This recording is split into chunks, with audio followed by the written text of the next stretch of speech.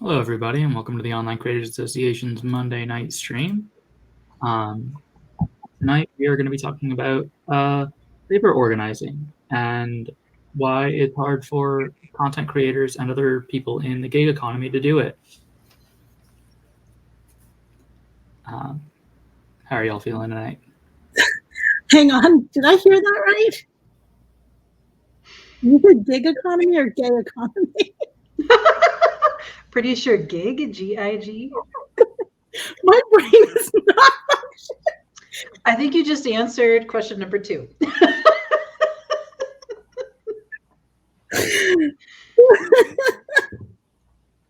It has been very Monday.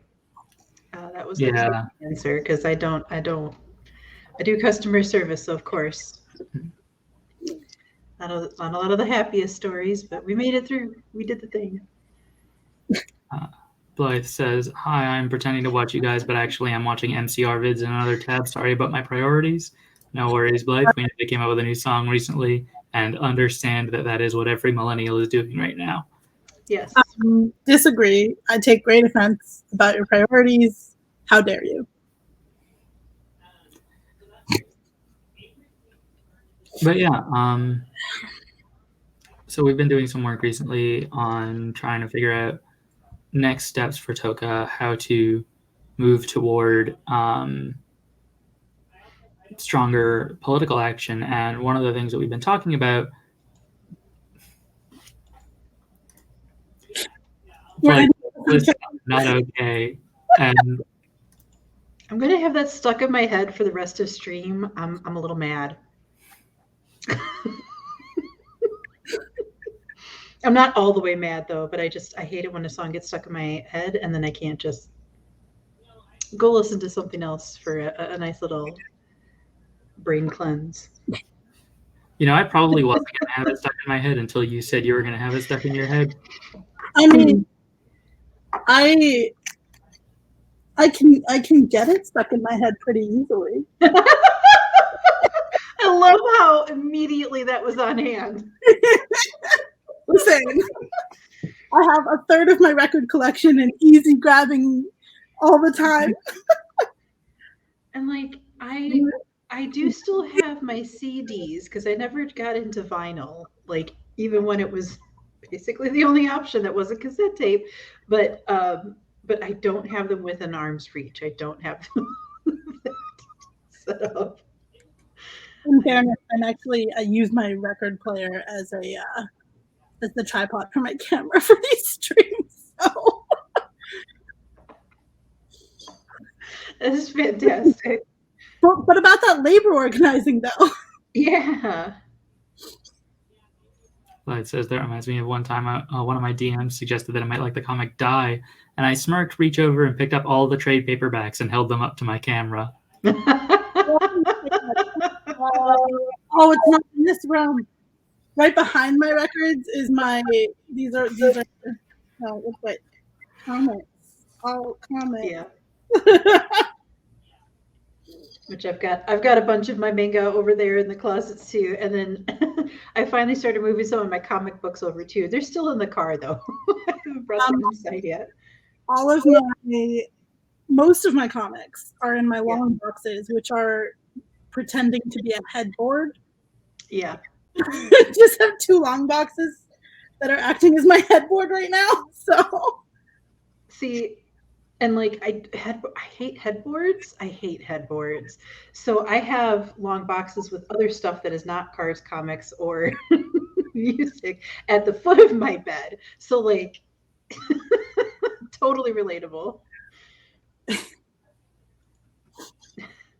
I mean, I don't know if I'd call it a headboard so much as it's like the thing that my mattress rests against, and then I pile the pillows on so that my mattress is like a little bit longer because those are on the Yep. I sleep on the floor. I'm an adult. If you're comfortable, I don't know if I'd say it. I just don't want to invest in a actual bed setup. Yeah. Play a Trick on God says, I've created a small manga cubby in my bookshelf to prevent me from spending too much. It's not working. Why would you think that would work? love that you say that only because, like, so I have one of those like IKEA desks that has the cubes, and I have one cube that is very full with records. I've got more records kind of balanced precariously in front of me. I have another cube on the other side of my room with records and a milk crate full of records. The idea was that I would only fill 2 shelves because you don't really need. I'm now looking at buying another 4 cubes of record space. Well, then you have to get a different apartment. You know, I am generally not much of a collector. I'm an enabler. But I did just like I'm dead broke right now, and I did just buy a I think like $20 enamel pin from Dimension 20. It's the Olive Garden style being gay when you're queer your family pin. Yes. Worth it. I'm gonna have to get that for my sister for her birthday, I think, because she's been working at Olive Garden for a good long time now. She'd probably think that's fantastic. So labor rights. Labor rights and labor organizing. Let's talk. So as it stands right now, one of the things we've talked about before is that it's been a lot more difficult for organized labor since the Reagan administration. The reason for that is that the Reagan administration stacked the National Labor Relations Board with anti-labor or anti-union, essentially activists, like political actors who were aggressively anti-union. And they set a bunch of precedents for how the NLRB interprets rules that have gone forward in time to be extremely destructive for labor organizers. One of the big ones is that, so as content creators, the closest thing we are to any kind of like intelligible job is contract workers.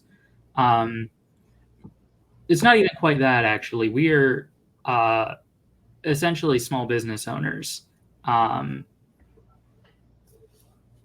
think like the economics of being a creative professional are weird. There is like an interpretation. There's a case to be made for an interpretation that content creators are like micro capitalists because what we do is own property on which we receive payment because other people use that property. The fact that we created that property means that we're laborers, but like we also don't like get paid for the creation of the property. We get paid for the use of the property after we've created it, based on our ownership of it. It almost feels, and correct me if I am in the wrong space. It's almost as if we are all our own movie production houses, but we don't make money until the distributor actually distributes the property. Yeah, exactly, and like that's how like a production company works as well.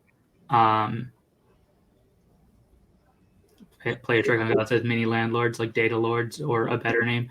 I mean, landlords are specifically capitalists whose capital is land, yes. Or whose capital is housing. And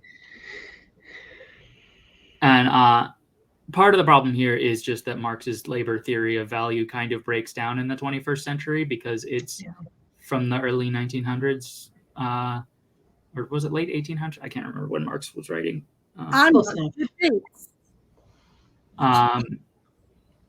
In any case, 100-plus-year-old theory of labor value, not the most applicable to the internet. But the point is, we are not categorized as employees by the government. We are the closest thing to employees that we could be categorized as is contractors. In terms of like a fight for content creators having the right to unionize, our hat is pretty much in the ring with, or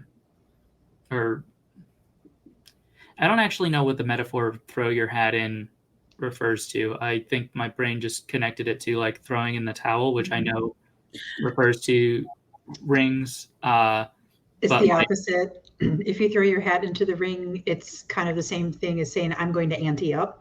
It's no, I understand. different context, but I understand that they mean different things. What I'm saying is I don't know for sure that throw your hat in is derived from like fighting. I'm looking it up now because that's who I am as a person.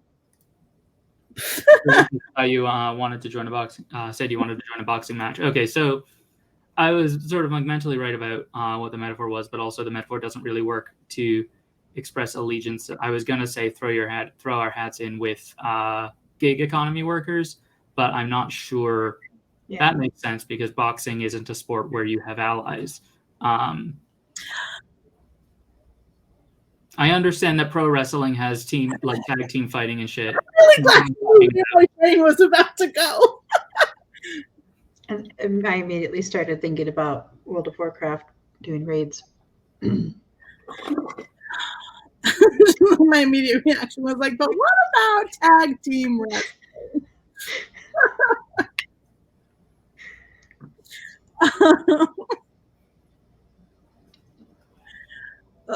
It's more like, ironically, wrestlers would probably have a better time trying to unionize than we would because they tend to work for a single employer with contracts.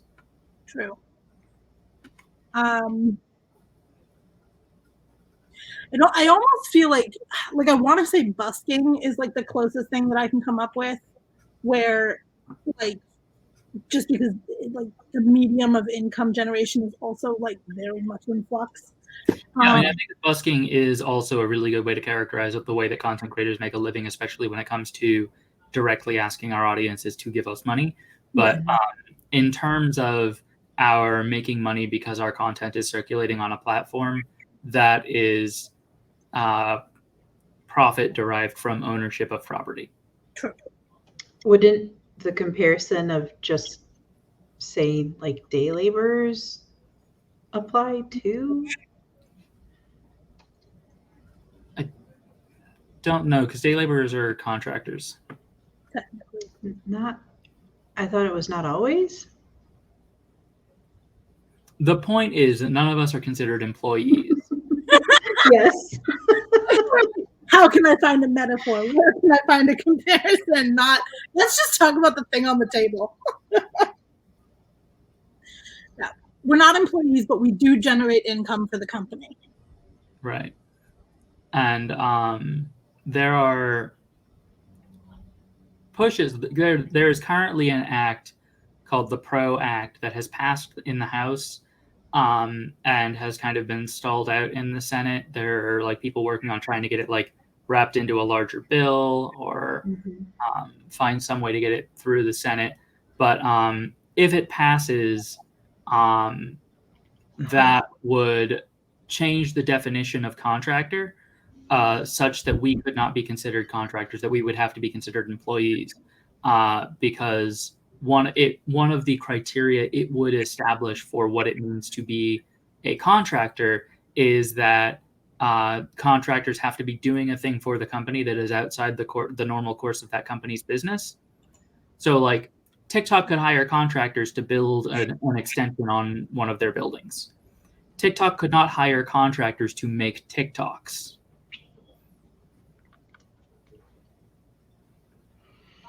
Yeah. And the thing about being contractors is that at the moment the NLRB does not recognize the right of contractors to organize into unions, which is why TOCA is not looking to become a 501c6, which is the category for unions, or looking at becoming a 501c3, which is the category for charitable organizations not otherwise specified. Yeah. And if you're wondering how other unions that are mostly contract-based exist, it's because grandfather clauses exist. Mm-hmm. Yeah, it's essentially like the NLRB can't say, hey, union, you're not a union anymore. But they can say, hey, group of additional people who are saying they want to organize, we are not going to force the company to let you take a vote on whether you get to organize. Right. And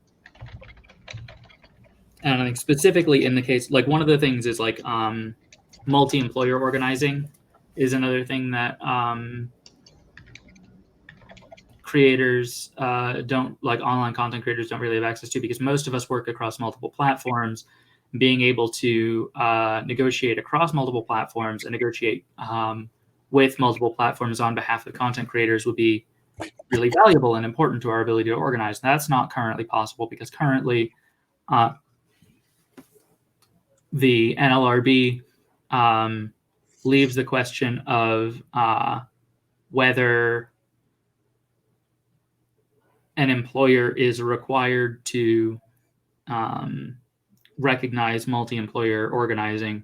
It's not prohibited. It's not like illegal. It's not like impossible to do multi-employer organizing. The question of whether to permit multi-employer organizing is left up to the employers in question. Right. Which makes it, in practice, nearly impossible. Yeah, it's functionally impossible. Yeah.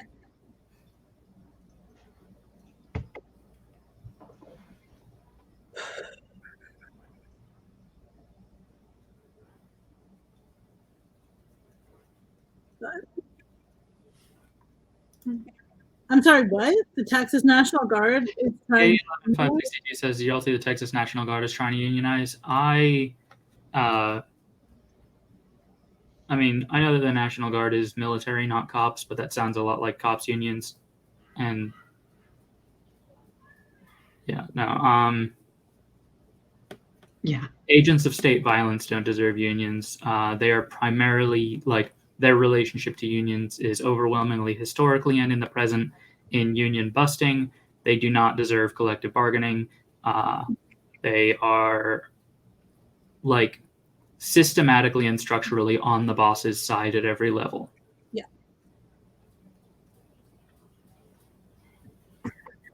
Yeah, that's... And the National Guard has literally been called on union organizers in the past.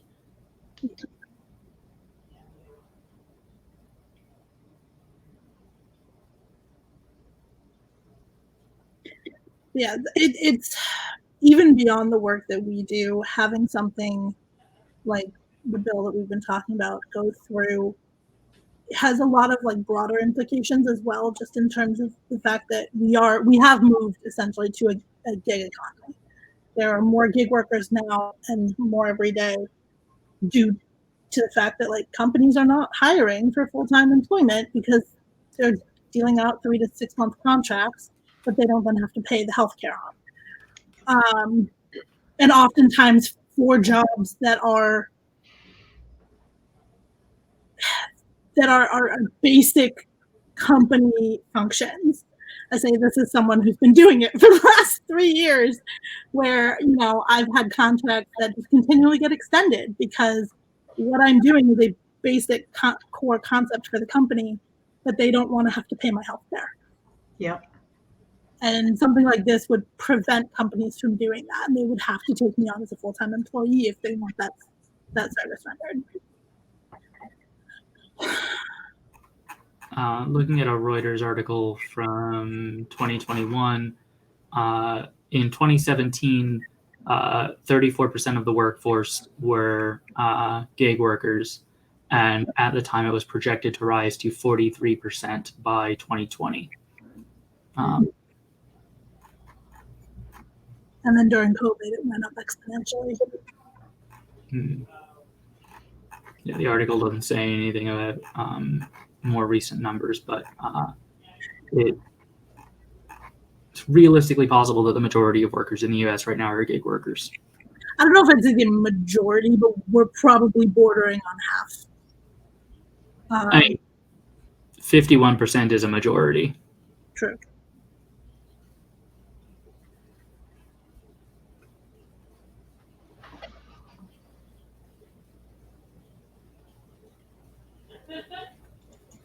Blythe says, don't want to do details, but one of the most important jobs at my company is filled by a contractor.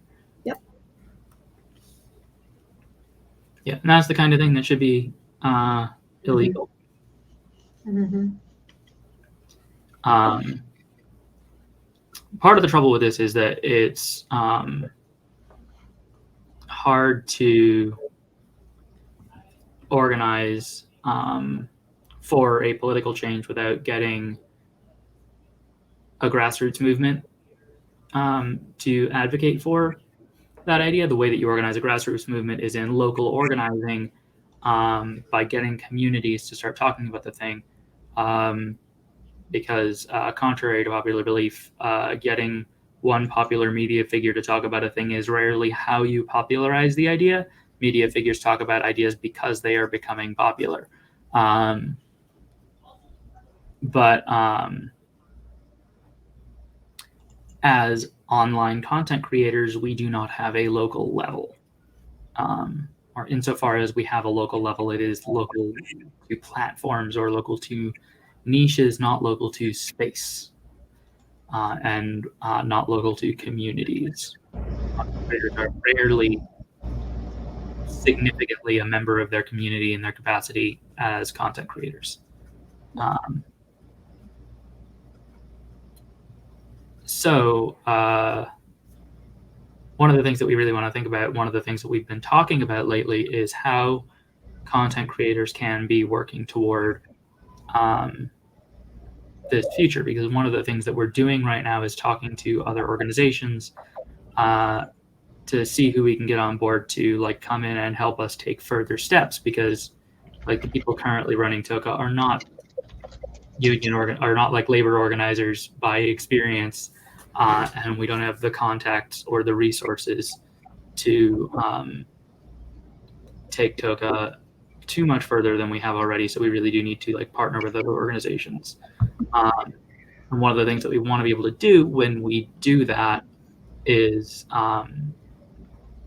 be able to say this is what our membership can do, and say our membership knows that this is what we intend to ask of them, knows that like this is the plan, and so we're planning on doing more. We're going to try and do workshops soon with creators in the Toka server to talk about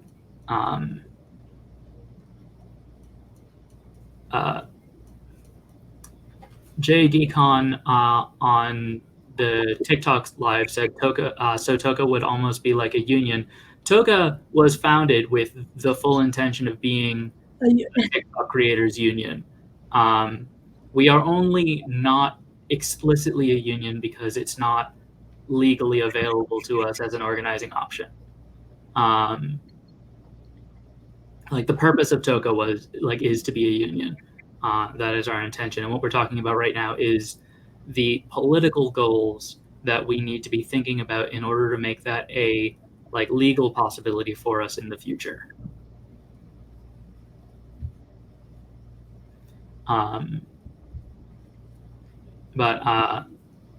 Yeah, so we want to talk to our members about like what they can be doing to help forward. And like the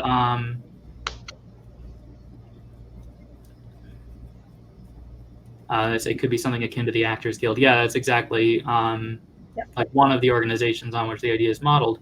The trouble is organizations like the Actors Guild, SAG-AFTRA, other entertainment industry unions is that they were organized prior to the Reagan administration stacking the NLRB with conservative anti-union members who set a bunch of precedents that made it impossible for workers like content creators and creative professionals to organize in that way. So like the unions that already existed doing that kind of stuff can keep doing that stuff, but new unions being formed, or no new organizations can currently form the way the law works right now that represent creators or creative professionals in the way that existing creative professionals unions do. Which is why it's so important that we as creators who are looking to be able to do that are making the grassroots moves to build that pathway. So that's kind of where the goals are headed in the direction that we're going to go shortly.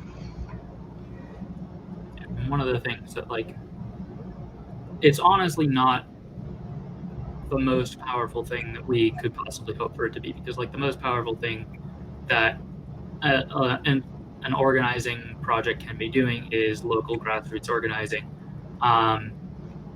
But content creators can create content about issues they care about. And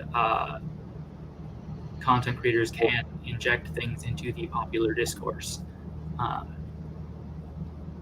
And that's something that we're going to need to start preparing for. Like, we need to build a theoretical model. The way I've been putting it is we need a model of parasocial organizing. JD Khan says, sorry, I'm asking a lot of questions. Could it be folded under SAG since it could be entertainment? You do not need to apologize for asking questions. That makes it much easier for me to have stuff to talk about on the stream. It's extremely welcome. And yeah, SAG is one of the organizations who we've reached out to in hopes of collaborating on next steps. And, like, realistically speaking, for Toka specifically to be able to organize as a union, our options are pretty much join an existing creative union like SAG, or change the laws so that gig workers can organize. And those are both, like, legitimate options, because there are benefits to both. Yeah, there are benefits to both, and both are, like, reasonably possible outcomes. JD Khan says, I don't have a huge presence at 290K, but if I can help, please let me know. We absolutely will. We're going to be doing workshops on the Toka server sometime probably starting next month, to start talking through with people what they need to know as creatives and as activists to be able to contribute to the kinds of projects that we hope to be able to do. I would also say, like, if you know people who are either union organizers themselves or have experience in that, we would love to know about them, and we would love you to put us in contact with them. It is always good to have those people, and you never know. If you have people in your social network that do that kind of work, please send us their contact info. Yeah, absolutely.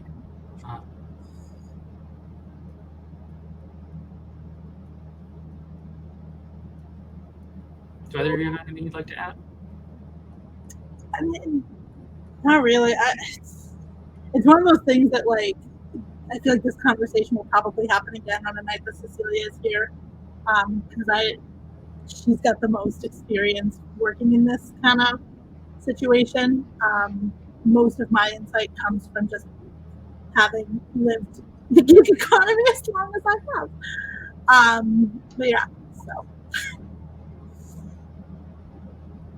Yeah, same.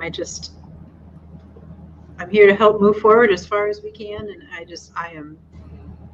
I'm aware of how this stuff works, but I am definitely not a leadership person for all of this stuff, because I get confused.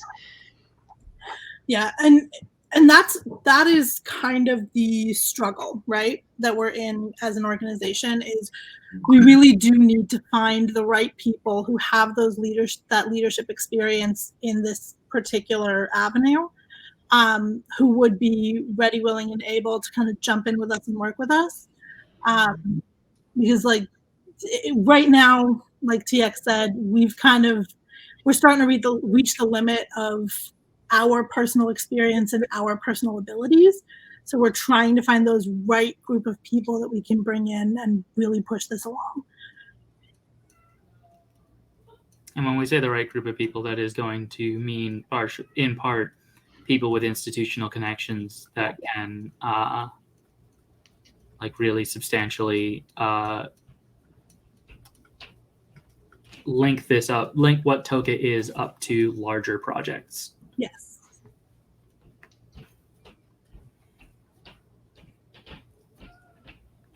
But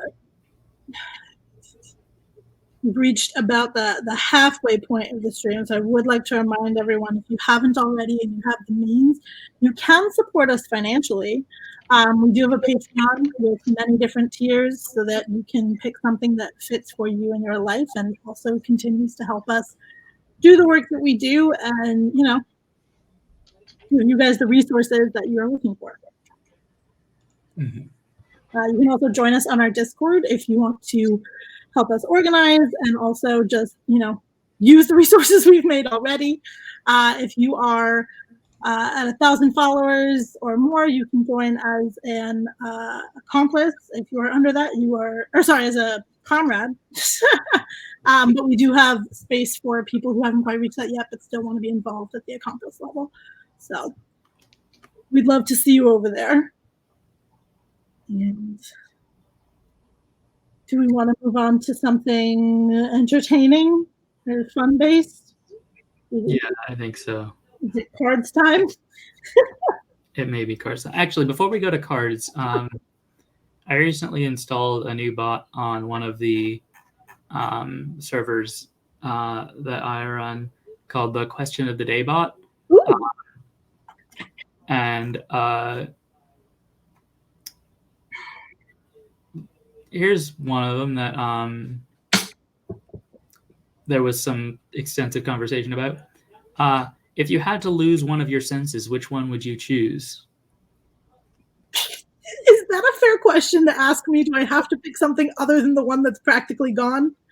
I think it is totally fair for you to say, like, full hearing loss would be fine. Like, yeah, I mean, if I had to pick one that would be gone forever, it's the one I'm going to eventually lose anyway. So just put death a lot faster. And for me, it's sense of smell. My understanding is it's like, just oversharing. I have sleep apnea. I use a CPAP machine. It has been slowly affecting my sense of smell. So like, if I'm not like on top of the smell, I don't really smell the smell. I can still smell the smells. I can taste all the tastes, but if the pizza starts burning in the oven, I'm screwed if I didn't set a timer. Sorry. Blake says, I think I would also go for hearing. The deaf, hard of hearing community seems chill. We're not at all. So, I promise. Because that's my understanding too, and I'm so sorry if I'm like kind of blurted over you, but there is a different vibe. So many people have explained that, and I'm like, okay, I will not understand, but I am here to listen. It's one of those things where like, so the deaf hard of hearing communities, what you experience varies from, individual community to individual community. It just does. But like generally speaking, because of the culture, when it comes to deaf culture, in comparison to hearing culture, we aren't chill. We're incredibly blunt and we're very like kind of in your face about it. So I know Blythe as a person in Meat Space, and I will say that I think that's kind of what she means by chill. Oh, okay, then like, hey, come on down. Like chill as in it's not going to be a problem if I tell you what I think. No, and you're going to get too much information like 99% of the time, because the idea that you should be embarrassed by anything kind of doesn't exist. Which, like, I guess for me, as someone with family in the Middle East, worked out great, because it's kind of the same over there. Where it's just very blunt. So this is one of the other things that I've been kind of wondering about, right? And it's hard to, I'm going to try to condense it as much as possible, because the the way that the deaf and hard of hearing community communicate with each other in that blunt way. So like it's a little bit more relaxed because you're going to get precisely what's meant and not weird American specific like fluff. Is it just American specific? Because I've always wondered that too. Because when there's another creator that I follow who's deaf and queer and just everything. Uh, um, she's never spoken about this like disconnect between the deaf and hard of hearing community and the way that they speak versus the way that other people. She's like there are differences, but not that particular piece of the conversation. So some of it is inherent to the way that ASL works, which is like a weird thing in and of itself because not every deaf and hard of hearing person uses ASL. Mm-hmm. I use ASL sometimes. I use PSC more because I SimCom more than I don't. And it's just really hard for me to SimCom in ASL. My brain don't work like that. Can you define those terms? So ASL is American Sign Language, which is an actual language. PSE is Pigeon Signed English, which is using the signs from ASL, but in English language order. There's also SCE, which I don't use, which is Signed Exact English. I have my personal feelings about it, but if it helps somebody communicate, then it helps somebody communicate. Mm-hmm. And that one is using exact English. So there's certain words that just don't exist in ASL that you then have to spell out and introduce into English sentence order for SEE. And then SimCom is simultaneous communication. So that's when I'm speaking and signing at the same time. And my brain can't think in ASL and also speak in English at the same time. I don't work that way. Yeah. I do know people who can do it. It's very impressive. I lean on PSC. Yeah. Yeah. Because that's that one piece of it of basically talking in two languages at the same time. That reminds me also of conversations I've had with other folks who are bilingual or other sort of multiples of polylingual. That if you think about both the word in your native language and in your target language at the same time, I'm like, I don't know how you do that. Because if you're sitting there thinking about every word in both languages at the same time, which sounds very similar, so you're trying to both sign a language and speak the language, my brain is crying just thinking about trying to do that. Yeah. So part of the cultural difference, right, is like English, mm-hmm. You're thinking in word order. Mm-hmm. To get your thoughts across. ASL doesn't actually use, like, thinking in words is not how ASL works. Right. ASL is concept based, which is why, like, if you ever take a class in actual ASL and you learn the grammar, I was bad at it. Big concept, and then it gets progressively more specific. So like the easy one is like in English, it's I go to the store. Yeah. So in PSE, it would be I go store. But in ASL, it's store I go. Mm-hmm. That's another one of the reasons why I've appreciated learning Japanese in addition to already, I mean, obviously speaking English. I also know some Spanish. I'm not really good at it though. But they do that too, where I forgot what the word for it is, but they do, have the opposite order from how English talks about that stuff, which I think that's cool too. I love language. Yeah.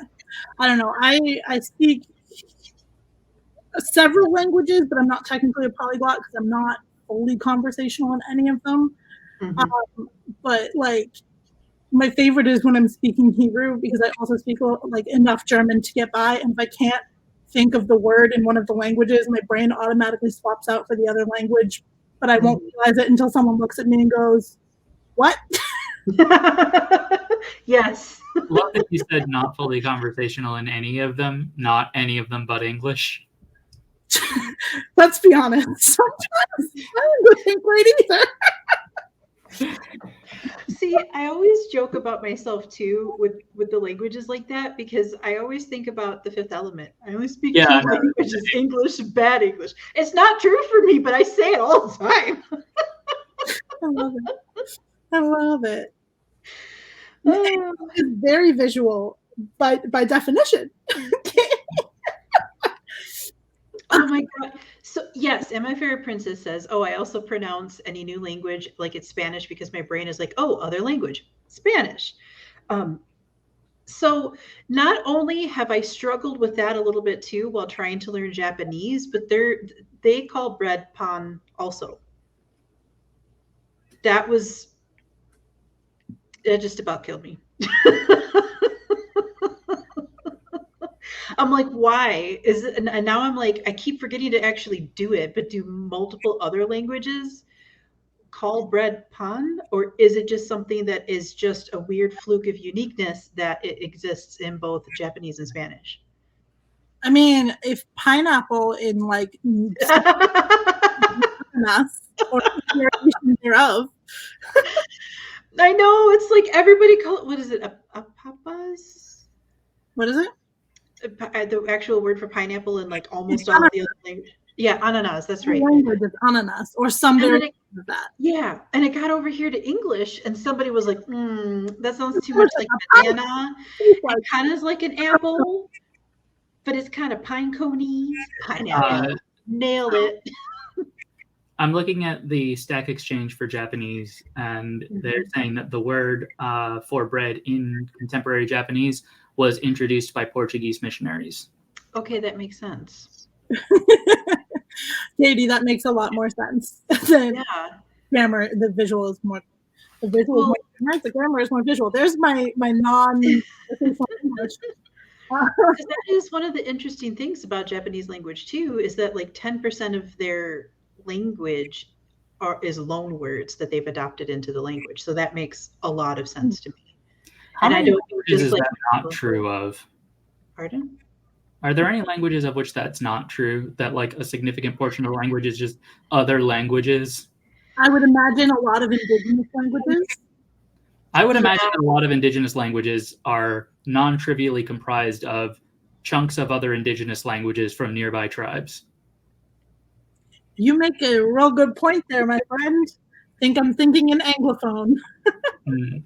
Because it's like, it's that weird thing too, where like for English especially, because the language came from like 8 other languages, like core language. No, I can't count. At least 4 other core languages, and just kind of congealed into this. But there's a lot of words that we use that just, where did they even come from? You know, like for example, Japanese, we call the country Japan. That's apparently the name of a city that was existing in Japan at some point when some traveler came through there. My understanding is that Japan is a like several steps removed, like just bad pronunciation of Nippon, which is the word that China used for Japan. Yeah, or it's Nihon, N-I-H-O-N. Nippon is a different. Oh wait, are that?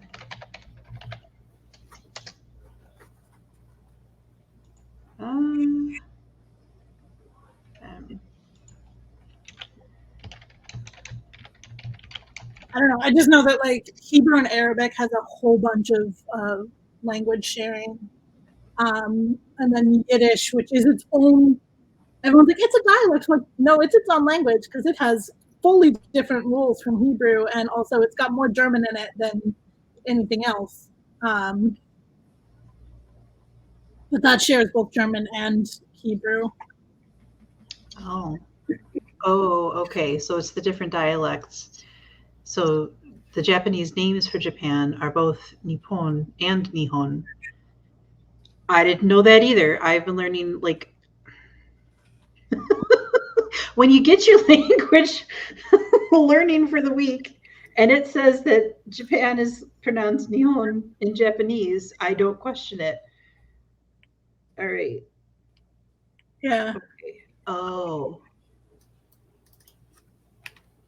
Okay, yeah, no, we don't need to get into that much. A live stream. I wish that I had the capacity to do more like romance languages and tonal languages, but those are not a thing I am ever going to be able to learn. Just by definition of like when people tell me their names and their names are derived from any of those languages, I have to have them write it down, and then I need to have them like spend time with me on pronunciation because I can't hear it. Yeah. Because like honestly, if Spanish was the only choice that I was interested in learning in school, because our options were French, German, or Spanish, and I had zero interest in French or German. So I was like, all right, Spanish it is. Like, you know, I had neighbors I was getting ready to talk to at the time, so I was like, all right, we'll do that. That makes sense. But it honestly wouldn't have been the language that I would have. I was really disappointed when I found out that like, oh no, you can only pick from these languages. You don't get to pick which language you learn at school. I was so mad. But I was mad when I found out that in college, so like I went to UMass Amherst, woohoo, and you have to take a language. You have to take like a certain number of language credits for the major that I was in. And I ended up taking German because I knew I'd be able to hear it. But I was really pissed off that they don't consider ASL to fill the criteria. Of course. As a foreign language, even though it's a fully secondary language with an entirely different grammatical structure. Because let me tell you, I would have done, my grade point average would have been so much better.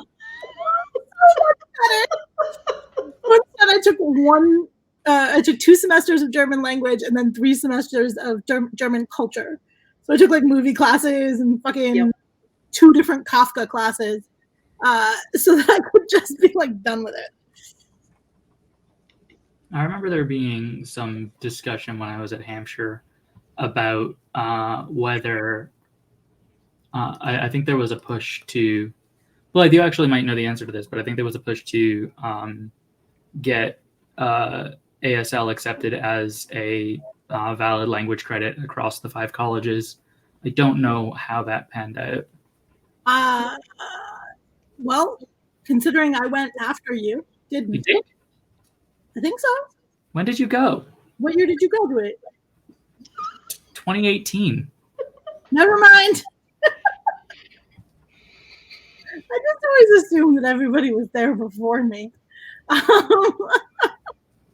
Why would you assume that? I am a wildly non-traditional student. I spent a decade getting my bachelor degree. Stupid. Because I'm stupid. I just remember, because like UMass Amherst, for all of its offerings, does not actually have ASL. So if I had taken it in college, I would have had to go to, I think Amherst College was the one that actually offered it. I know Hampshire offered it while I was there. Okay, so Hampshire might have been the other option. But it was one of the things that if I had taken it, I would have had to have used the 5 college program in order to get the credits. Because I do remember going to several dean's offices to ask why that wasn't an option, especially given that like requiring the deaf girl to learn a new language seemed a little fucking stupid.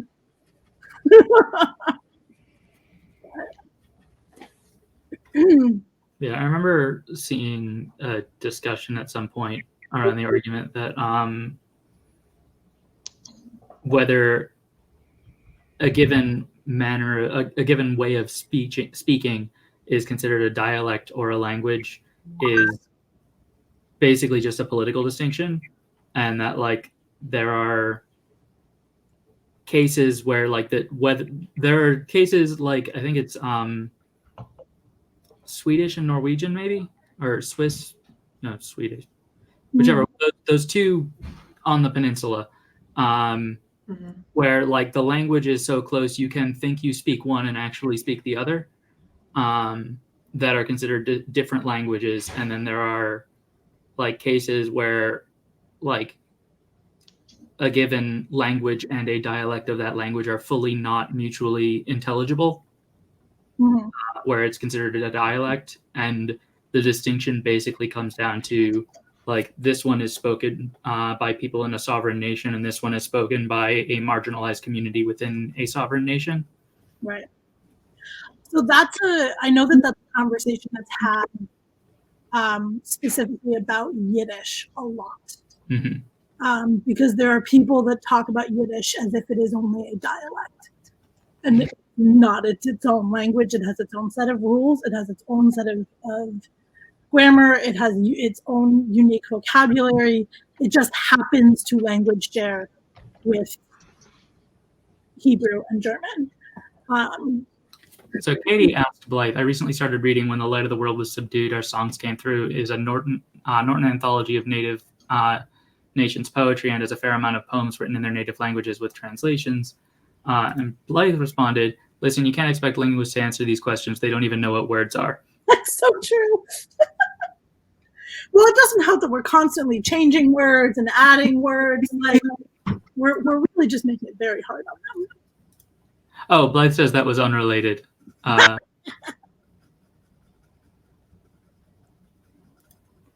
linguist thing was about dialects language. Yeah, no, that is pretty much how I would expect you to respond to that. I just remember what it was from. It was an episode of Ideas Channel talking about the Metal Gear game that argues that language is a virus.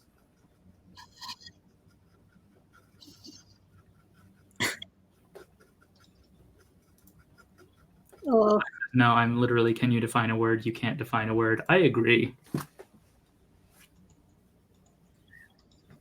A word is a combination of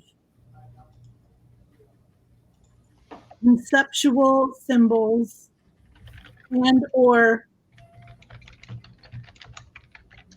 no, I can't do it. I was gonna get real fucking deep with it too, and be like, with a meaning agreed upon by at least one subsect of humans. Yeah, I mean, the problem with that definition is that good morning is a word, not a phrase by that definition.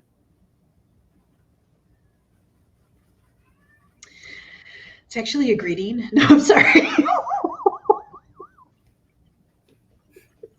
I'm trying to figure out. I'm so sorry.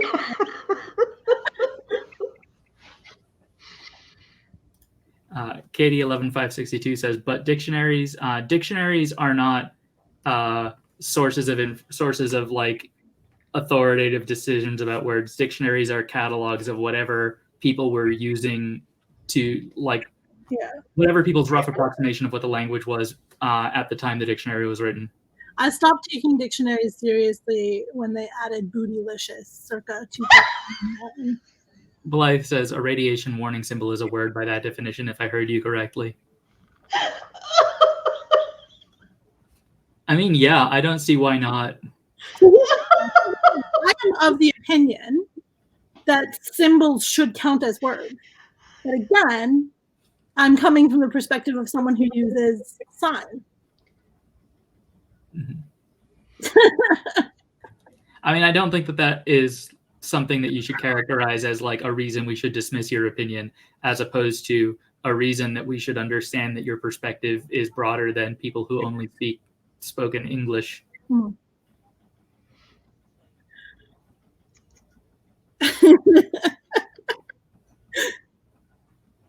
Oh man. Quick, someone called the nuclear semiotics people. We have a groundbreaking theory. I think they already broke ground. What the fuck up? How dare you? I can't some days. I just can't. Like, I yell at you, but also I would be very upset if we went through a stream and I didn't have a moment where I'm just like, TX, get off your bullshit.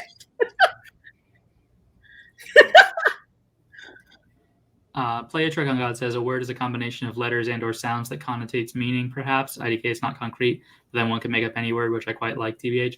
The thing about that is, by that definition, King Lear is a word. Right. Well, one of the linguists that I follow on TikTok too, he's like, if it's your native language, You cannot be wrong. Mm-hmm. And I was like, where was that information like years and years ago when I was both I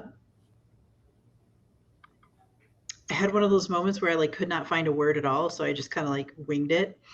And then also trying to explain how sometimes it's not always like just being kind of like elitist to try to correct somebody's like grammar like in real conversation. Blythe says that's called Depending on native speaker intuition, baby. That shit's citable. yes. Depending on what it is that you're correcting, it's actually a cultural thing, and don't do it. It's always funny to me because like words are super fucking subjective. I'm sorry, they are, because yes. It's all made up. Apologizing? What's that? Why are you apologizing? I don't know. It's how I speak. I apologize all the time. Right. All language is made up. That's the part that like gets me. We're also constantly developing new ways of communicating, which means language is also going to evolve, which is why like my brother and I have our own lexicon, because we have words that everybody else would hear and go, what the fuck is that? But we know what we're talking about. Right. Like, you call it a jug handle? That's stupid. I call it a shoop door. It makes way more sense to me because you got to speak in order to whoop. Lizzo calls it a Balenciaga, and I'm like, what the word fuck? is a feature, not a bug. TBQH. It's a feature, not a bug. Yeah. Yes. I agree. Which is, you know, especially funny given that I spend my day telling people that they're wrong about grammar and how they're using words. I mean, the thing about that is like and this is speaking from like journalism major perspective, when we're talking about speakers of a native language speaking their native language to each other in casual conversation, they can't be wrong. And also when you're having a conversation with another specific person, that person can communicate confusion or misunderstanding in a way that allows you to correct or to clarify. That is not possible when producing like mass publications. So when you're sending a message to like tens of thousands of people, it is more important for the way that meaning is conveyed to be as structured in a consistent way, so that a person can reliably learn how to understand messaging coming from that source. Yes. Like, I'm real interested in comma placement because it changes the meaning, and like that shit's important when you're trying to get a public health message out. So yeah, comma placement, and if I see one more comma splice, I will go on a rampage. I will just. You would have hated me 20 years ago. I will throw my desk. You would absolutely. I got critiqued so much. Andrea, why are there commas fucking everywhere? And I'm just like, I don't know. Fix it. It's fine. This is why I have you proofread. I am also an avid defender of the Oxford comma, and I think that the AP style guide needs to get the hell on board or get the hell out of my way. See, I'm like, very important to eliminate as many characters as possible, because what if the telegraph line gets cut off? Stop. What was that, Micah? I love when people ask me about why the Oxford comma is like important and why it doesn't exist in the AP style guide, and I get to go on my rant about like, you have to save space. There's only so many, and then people like, but the internet. I'm like, no shit. That's the. Yeah, no. For folks who didn't know this, the style guide used by newspapers almost universally is primarily designed to optimize text to work well when sent across a telegraph line. The reason that, like, for example, news stories use the inverted pyramid structure, where like the most important points are at the top and the things get less and less important as the story goes on, is that if the line gets cut or if like something happens that interrupts the transmission, whatever got through will still be a usable chunk of story. Yes. Yeah. I was about to like reach for my AP style guide book, and then I realized that that's what my computer is sitting on. Mm-hmm. I will say one thing that I really love about the like newspaper sensibility to writing is that they are really intense about hammering in that like at every sentence, your reader should already know all of the things they need to know in order to understand that sentence on their first read. Yeah. Which is not something like it is annoyingly common in philosophy to read a sentence and then discover and like be confused and like read back a few sentences, not be able to figure out, finally just give up, read 2 more sentences in and discover that they give you the information necessary to understand that sentence shortly after delivering the sentence. When putting those things in the opposite order would have just made it readable in the first place. Yeah. There's a reason that the 8th grade reading level is considered the standard for most publications. And it's one of the reasons that I actually kind of hate the way that they teach people to write in college and university, because it is so antithetical to that. And then they get into a real world situation and they hand me something that they've written and they're very proud of it. And I have to tear it apart and go, who's reading this?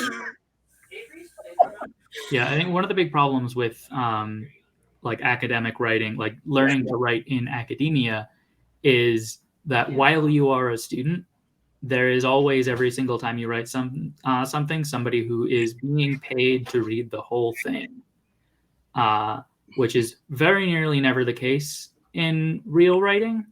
I think that more college professors should adopt the fiction editor approach to reviewing submissions, where you just get a red line of death at the point where the professor stopped reading. Yep. And like, you don't get graded on content past that point if you were too fucking boring. Sorry, I'm sitting here like, God, I wish I could do that in my job. I would have so many red lines everywhere. But yeah. Honestly, I want like I want Gmail to implement a feature where you can put a red line of death in emails you've received that is visible to the other people in the thread. Maybe I'll just start doing that at work. I'll edit every email with a red line and be like, this is where I stop reading, and I'll only respond to the part that I read. Mm-hmm. That would have been so helpful. Hypothetically, there's an imaginable future where like eye tracking software is used to automatically put red lines of death in emails you've received. So like read receipts are like receipts on the level of the word. I love that so much. I also just think that everybody should have to run whatever they're writing through Hemingway Editor before they hand it to anyone else. I have no idea what Hemingway Editor is, but I do hate the sound of it. So it's the Hemingway app, but it's also, you can just go Hemingway Editor or app.com, and you put in what you're writing, and then it tells you everything that's wrong with it and what grade level you're writing at. And it'll tell you how to like lower the grade level. So like you have too many run-on sentences, and it will tell you how many run-on sentences you have. You have sentences that are difficult to understand and read. It will highlight them and tell you that they are difficult and hard to understand. It is my favorite thing to send people who send me garbage that I don't want to personally have to edit. And then I send it back and I say, put it through this, try again, and then you can give it to me. I hate those things. I have tried them, and I have frequently found mistakes that they make. Oh no, not perfect by any stretch, but like for someone like me, where I'm handling 60 to 70 web pages a day that people are updating content on, and all of it has to be 8th grade reading level or below, and none of these people know how to write simply.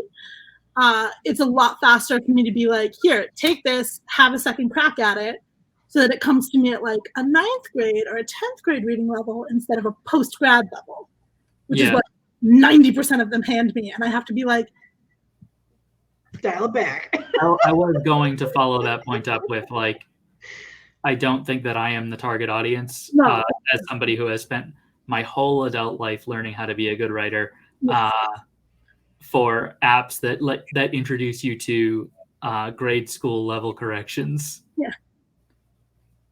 Exactly. Exactly. Like, I will say, like, one of the things I don't like about the Hemingway editor is that it does not like gerunds. And I personally find gerunds to be very helpful in certain situations. I don't know that I want to ask what that is, but I don't know what that is.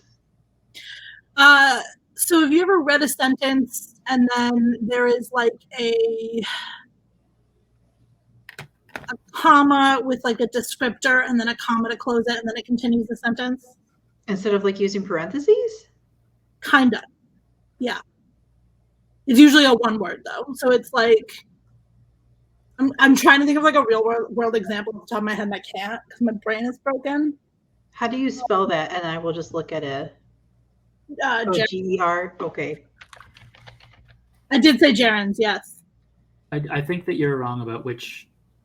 I don't know. I'm one of those people where I'm like, a gerund is any of various non-finite verb forms in various languages. Yeah. Most often, but not exclusively, one that functions as a noun. In English, it has properties of both a verb and a noun. Okay, that doesn't. Oh, I'm definitely saying. I found a picture. No, my whole brain. I'm not talking about gerunds. What the fuck am I talking about? My whole brain broke. Oh. Whatever. I can't. My whole brain's broken. Yeah, no, I am. My high school English teacher fucking hated me. Like, I barely passed that class. My high school English teacher hated me because I would hand her things where the grammar was correct and perfect, and then she'd ask me to tell her what the parts of the sentence were, and I'd look at her like she was nuts. Because I'd be like, I need to learn it if I'm doing it correctly.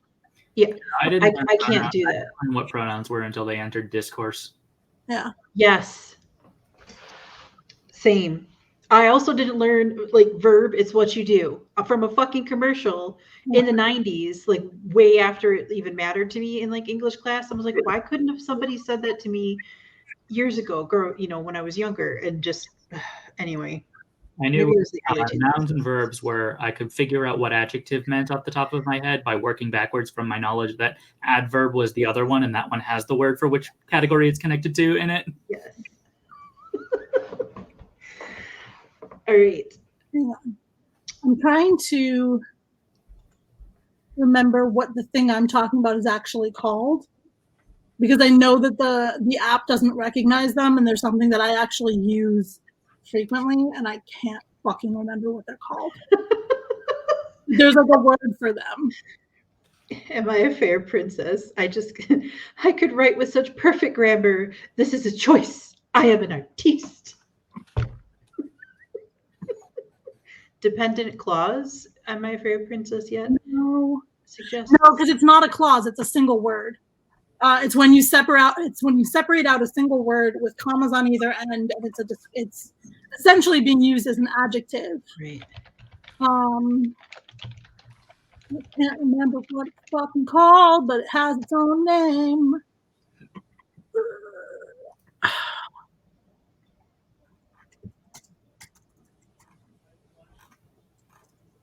Bracketing commas?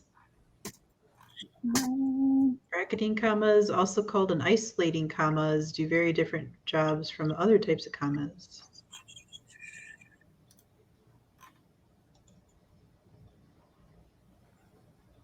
All right, so we are all Googling commas, and it is fully past the end of stream time. So I'm going to say goodnight. Thank you all for coming. See you on Thursday. Bye. Bye. Bye.